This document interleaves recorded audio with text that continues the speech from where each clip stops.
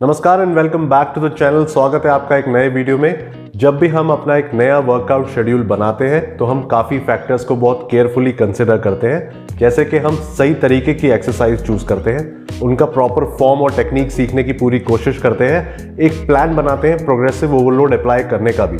लेकिन एक फैक्टर जो कि काफ़ी ज़्यादा इंपॉर्टेंट है पर हमेशा ओवरलुक करा जाता है, वो होता है कि हमें कितना रेस्ट पीरियड लेना चाहिए अपने दो सेट्स के बीच में। और ये रेस्ट पीरियड एक काफी इंपॉर्टेंट फैक्टर होता है अगर आप अपनी मसल ग्रोथ को मैक्सिमाइज करना चाहते हैं। काफी ज्यादा लोग जो जिम जाते हैं वो अपने सेट्स के बीच का रेस्ट पीरियड काफी कम रखते हैं। वो बैक टू बैक सेट्स लगाते हैं और उनका मेन एम होता है कि वो ज्यादा से ज्यादा स्वेट करें, ज्यादा पसीना आए उन्हें, उनकी ज्यादा कैलोरीज बर्न हो, या फिर बैक टू बैक सेट्स लगाने में उनकी मसल्स में एक अमेजिंग पंप आए, उन्हें एक बर्न फील हो, यानी वो जलन जो आप मसल्स में फील करते हैं जिस वजह से उनकी मसल ग्रो करे। और दूसरी तरफ होते हैं वो लोग जो बिल्कुल आराम से अपनी एक्सरसाइज करते हैं, दो सेट्स के बीच में प्रॉपर रेस्ट लेते हैं और बहुत ज्यादा पसीना भी नहीं बहाते जिम में। तो इस वीडियो में हम आंसर करने की कोशिश करेंगे कि बेस्ट ऑप्शन क्या होता है, दो सेट के बीच में शॉर्ट रेस्ट पीरियड या long rest period for maximum muscle growth and why. Main scientific reason why people choose shorter rest period between sets होता है आपका metabolic stress. In simple terms, metabolic stress वो burning sensation, वो जलन होती है जो आप अपनी मसल्स में एक्सपीरियंस करते हैं अगर आप बैक टू बैक सेट्स लगाते हैं विद लिटिल और नो रेस्ट इन बिटवीन। और साइंस ने भी ये प्रूव किया है कि मसल ग्रोथ के तीन मेन ड्राइवर्स होते हैं। पहला होता है मैकेनिकल टेंशन, यानी कि जो वेट आप लिफ्ट कर रहे हैं।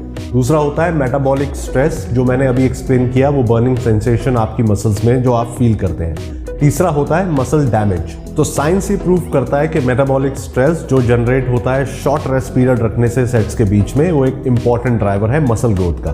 तो क्या ये कहा जा सकता है कि शॉर्ट रेस्ट पीरियड एक बेटर ऑप्शन है अगर आप मसल ग्रोथ चाहते हैं वर्सेस लॉन्गर रेस्ट पीरियड? तो अभी हम पॉज लेते हैं और बात करते हैं कि शॉर्ट रेस्ट पीरियड के मेन डाउनसाइड यानी कि ड्रॉबैक्स क्या होते हैं।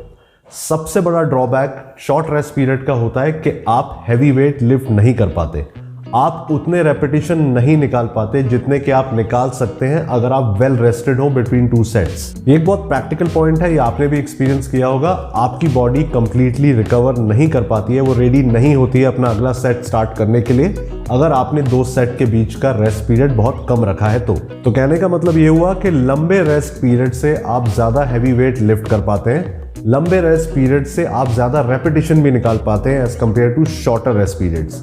इसका मतलब आपकी टोटल वर्कआउट वॉल्यूम ज्यादा रहती है लॉन्गर रेस्ट पीरियड के साथ, because you are better rested before starting each new set. और टोटल वर्कआउट वॉल्यूम का बेसिक फॉर्मूला आपको पता है, which is sets into reps into the weight that you lift. So basically अगर आप एक सिंपल कंपैरिजन करना चाहते हैं तो आपकी चॉइसेस है more metabolic stress with shorter rest period या फिर more workout volume with longer rest periods. So कौन सी चॉइस बेटर है, शॉर्टर रेस्ट पीरियड या लॉन्गर रेस्ट पीरियड? इससे पहले कि मैं आपको अपने एक्सपीरियंस के बेसिस पे अपना फीडबैक दूं, देखते हैं कि साइंस क्या कहती है। स्क्रीन पे इस समय फ्लैश हो रही है एक स्टडी जो काफी पॉपुलर है। इसमें लिए गए थे 21 लोग, इन लोगों को डिवाइड किया गया था दो ग्रुप्स में। दोनों ग्रुप्स ने लगाई थी सेम एक्सरसाइज, बट पहले ग्रुप ने रेस्ट किया 1 मिनट दो सेट के बीच में और दूसरे ग्रुप ने रेस्ट किया 3 मिनट दो सेट के बीच में। और इस स्टडी के रिजल्ट के हिसाब से जिस ग्रुप ने 3 मिनट का रेस्ट लिया था अपने सेट्स के बीच में, उस ग्रुप में ज्यादा मसल ग्रोथ और स्ट्रेंथ गेन देखे गए। और इसका मेन रीजन था कि इस ग्रुप ने ज्यादा वर्कआउट वॉल्यूम अचीव किया, ज्यादा रेस्ट करके, ज्यादा वेट लिफ्ट करके, ज्यादा रेपिटेशन निकाल के, जिस वजह से ये प्रूव हुआ कि total workout volume is a more important factor for muscle growth than metabolic stress. इसके बाद कुछ और स्टडीज भी कंडक्ट की गई जिनका रिजल्ट भी यही निकल के आया। और यही रहा है मेरा पर्सनल एक्सपीरियंस भी, that I have had more muscle growth when I have chosen longer rest periods in my workout schedule. But मैं चाहता था अपने एक्सपीरियंस को शेयर करने से पहले ये स्टडी आपसे शेयर करना, क्योंकि साइंस की क्रेडिबिलिटी मेरे एक्सपीरियंस की क्रेडिबिलिटी से कहीं ज्यादा है। नाउ अब क्वेश्चन है कि आपको कितना रेस्ट करना चाहिए दो सेट्स के बीच में।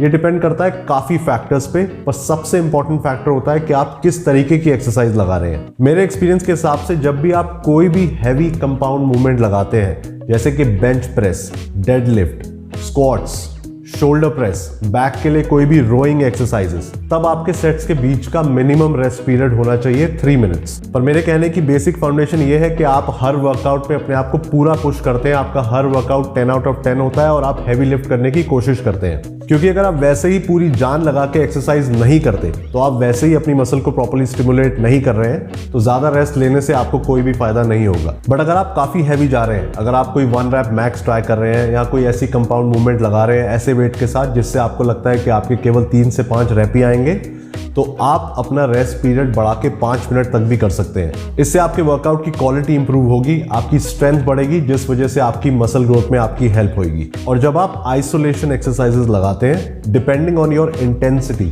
आपका रेस्ट पीरियड होना चाहिए 1 से 2 मिनट के बीच का। और एक चीज और ध्यान में रखिएगा कि लंबे रेस्ट पीरियड का आज तक कोई भी डाउनसाइड प्रूव नहीं हो पाया है, सिवाय एक कि आपके वर्कआउट्स काफी लंबे हो जाते हैं। तो अभी तक हमने ये एस्टैब्लिश कर लिया कि लंबे रेस्ट पीरियड बेटर होते हैं मसल ग्रोथ के लिए। तो क्या इसका मतलब ये है कि शॉर्टर रेस्ट पीरियड्स बिल्कुल भी हेल्प नहीं करते मसल ग्रोथ में? मेटाबॉलिक स्ट्रेस जो कम रेस्ट पीरियड से जनरेट होता है वो भी एक काफी इंपॉर्टेंट फैक्टर होता है मसल ग्रोथ का। लेकिन अगर आप उसे कंपेयर करें लंबे रेस्ट पीरियड से तो वो ज्यादा फायदेमंद होते हैं अगर आपका मेन गोल है मसल का साइज और अपनी स्ट्रेंथ को इंप्रूव करना। शॉर्टर रेस्ट पीरियड आपकी हेल्प करते हैं इन इंप्रूविंग योर एंड्योरेंस लेवल्स, यानी कि वो आपका स्टैमिना इंप्रूव करते हैं। अगर आप फॉर सम रीजन प्रेफर करते हैं दोनों, तो आप अपना वर्कआउट स्टार्ट कर सकते हैं 1 या 2 अच्छी कंपाउंड मूवमेंट्स के साथ, जिसमें आप हैवी जा सकते हैं और अपना रेस्ट पीरियड लंबा रख सकते हैं। इसके बाद आप लगा सकते हैं कुछ आइसोलेशन एक्सरसाइजेस जिसमें आप जल्दी रिकवर कर पाते हैं और शॉर्ट रेस्ट पीरियड के साथ इन आइसोलेशन एक्सरसाइजेस को परफॉर्म कर सकते हैं। This will offer you a great combination of good workout volume with some heavy lifting, और साथ ही साथ आप मेटाबॉलिक स्ट्रेस के भी फायदे उठा सकते हैं with some isolation work towards the end of your workout. As an example, इस समय स्क्रीन पे फ्लैश हो रहा होगा मेरा पुश वर्कआउट, जिसमें आप देख सकते हैं कि मैं कौन कौन सी एक्सरसाइज लगाता हूं, उनके कितने सेट करता हूं और हर सेट के बीच में कितना रेस्ट लेता हूं, just for your reference. Lastly, एक इंपॉर्टेंट पॉइंट जो आपको याद रखना है कि लंबे रेस्ट पीरियड के साथ एक्सरसाइज लगाने से आपको पंप कम आएगा आपकी मसल्स में, आपको वो बर्निंग सेंसेशन भी फील नहीं होगा और शायद आपको पसीना भी कम आए। बट हम सबको पता है कि मसल को ग्रो करने के लिए सबसे इंपॉर्टेंट प्रिंसिपल होता है प्रोग्रेसिव ओवरलोड, और प्रोग्रेसिव ओवरलोड अचीव करने का सबसे आइडियल तरीका होता है लंबे रेस्ट पीरियड लेना सेट्स के बीच में, जिस वजह से आप अपनी मसल्स को रिकवर होने का प्रॉपर टाइम देते हैं। उस वजह से आप ज्यादा हैवी लिफ्ट कर सकते हैं और ज्यादा रेपिटेशन भी निकाल पाते हैं। तो इस चीज को बिल्कुल ध्यान में रखिएगा ये चूज करने से पहले कि 2 सेट के बीच में आप कितना रेस्ट लेना चाहते हैं। मैं आपको रिकमेंड करूंगा कि अपने सेट्स के बीच के रेस्ट को आप टाइम करें, और ये इजीली टाइम किया जा सकता है आपके मोबाइल फोन में अवेलेबल स्टॉप वॉच के साथ। ऐसा करने से आपके वर्कआउट ज्यादा स्ट्रक्चर्ड, ज्यादा डिसिप्लिन्ड और ज्यादा रिजल्ट ओरिएंटेड बन जाते हैं। एक और क्वेश्चन जो काफी लोगों के दिमाग में आता है और जिम में भी चाइनीज विस्पर की तरह सर्कुलेट होता रहता है, वो ये होता है कि सेट्स के बीच में क्या कम रेस्ट लेने से आप ज्यादा फैट बर्न करते हैं? तो अगर आप मेरे से पूछे, मैं रिकमेंड ही नहीं करता हूं कि आप स्ट्रेंथ ट्रेनिंग को विद लेस और नो रेस्ट यूज करें as a fat burning tool. याद रखिए, फैट लॉस के लिए you have to make adjustments to your diet.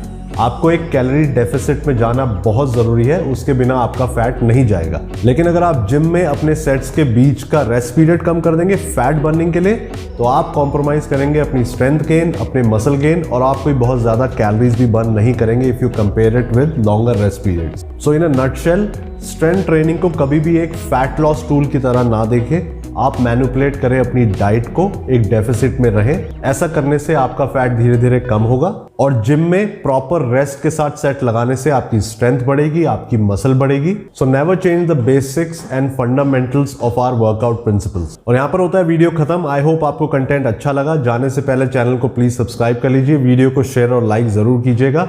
बहुत काम आती है आपकी सपोर्ट, इससे मिलती है बहुत ज्यादा मोटिवेशन अच्छा कंटेंट बनाने के लिए। आपसे मिलता हूं बहुत जल्दी नेक्स्ट वीडियो में। तब तक please take care, keep working out and stay safe.